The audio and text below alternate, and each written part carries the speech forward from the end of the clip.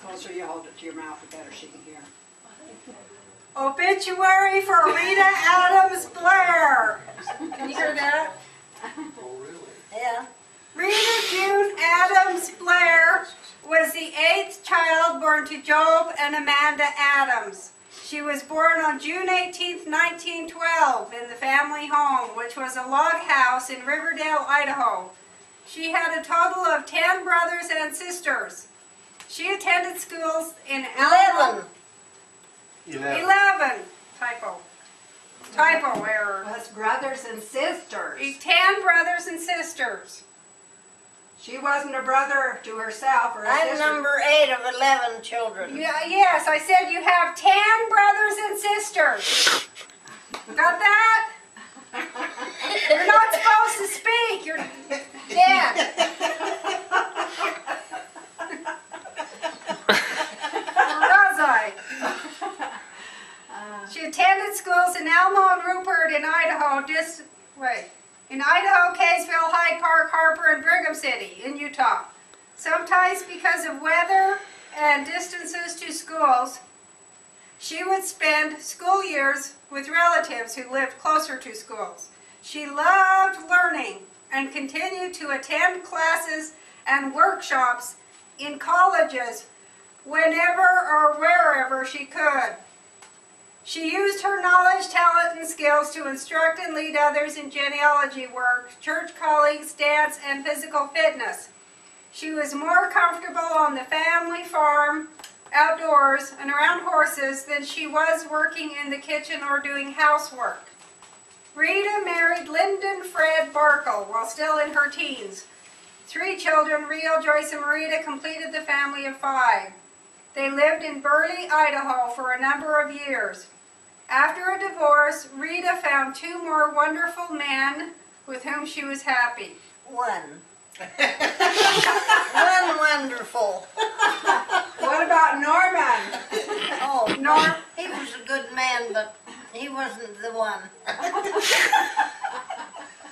This is how funerals ought to be. This is how they ought to be. Yeah. Always getting corrected by the... Norman Evans preceded her in death after a short union, but she says he wasn't as wonderful as Frank C. Blair, a wheat rancher. That's not the way I wrote it. Rita spent many wonderful years with Frank before he passed away in Logan, Utah. Traveling to Africa, England, Hawaii, and Guatemala were highlights in Rita's life. She loved to broaden her knowledge and experience through visiting other parts of the world. She was a collector of good books, especially LDS books. She was an avid reader while she still had good eyesight. During her last 10 years, she depended on Tapes for the Blind to help fill her hungry mind with the knowledge she still craved. Rita was well known and loved for her ability to enjoy life and people. She always related well with her grandchildren, planned activities and stunts to entertain them, prepared food to please them, and even donned costumes to portray certain characters. She was always the life of every party. Or the death of every party. The death of every which she often planned and executed herself. Her vitality seemed limitless on such occasions. An attitude of gratitude was always displayed by Rita, regardless of the challenges and trials of life. She worked diligently to find the good and the positive in all people and in all situations. She always claimed to be the most blessed person in the world. Through Rita's 96 years, she has seen heartbreak, many new inventions, miracles, changes, and opportunities. She most recently served many years as a volunteer greeter at the St. George Senior Center and has greatly missed her senior friends there in the past year.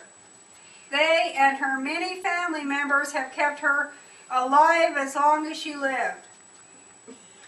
Rita was preceded in death by her parents, all 10 of her siblings, her daughter Marita, 2 grandsons, Richard and David, and a stepson, Dale, and his lovely wife, whom she loved dearly, Lilas. You didn't put Lilas's name in. She is survived by a son, Rio, and a daughter, Joyce, a stepson, Dean, plus 10 grandchildren, 20 great-grandchildren, and a number of step-grandchildren and great-grandchildren. She was especially anxious that all of her posterity and friends understand the Lord's plan for us and that they never stop learning. She wanted everyone to let Christ into their lives as she did. May we all honor her by living an honorable life ourselves.